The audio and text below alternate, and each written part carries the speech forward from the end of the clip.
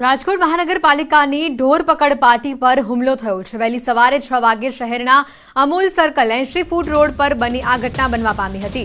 ઢોર પકડ પાર્ટીના પર આંખમાં સ્પ્રે નાખવામાં આવ્યું। બંને કર્મીઓને હાલ સિવિલ હોસ્પિટલમાં આંખની હોસ્પિટલમાં ખસેડવામાં આવ્યા છે। સ્પ્રે નાખનારાઓની શોધખોળ પણ શરૂ કરવામાં આવી છે। બાઇક પર સવાર થઈ આવેલા બે વ્યક્તિઓએ તેઓની આંખમાં સ્પ્રે નાખ્યો હતો।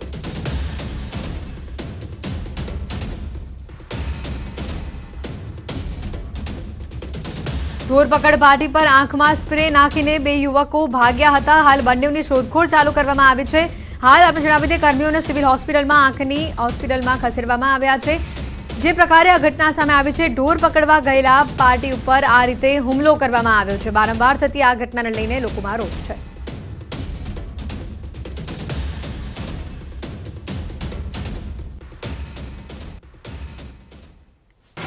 રાઉન્ડ પૂરો કરી અને પરત ડબે આવતા હતા એ અરસામાં અમૂલ સર્કલ પાસે ટ્રેક્ટરમાં બે ડ્રાઈવર અને મજૂર બેઠેલા હતા। એમાં બે ઈસમો દ્વારા બાઇક સવાર દ્વારા ડ્રાઈવર અને મજૂરને બેયને એક કેમિકલ સ્પ્રે દ્વારા આંખમાં છાંટવામાં આવે। છાંટવાથી તરત જ છે ને આંખમાં એને દેખાવાનું બંધ થયું। તરત તાત્કાલિક સારવાર અર્થે સિવિલ હોસ્પિટલમાં ખસેડવામાં આવ્યા।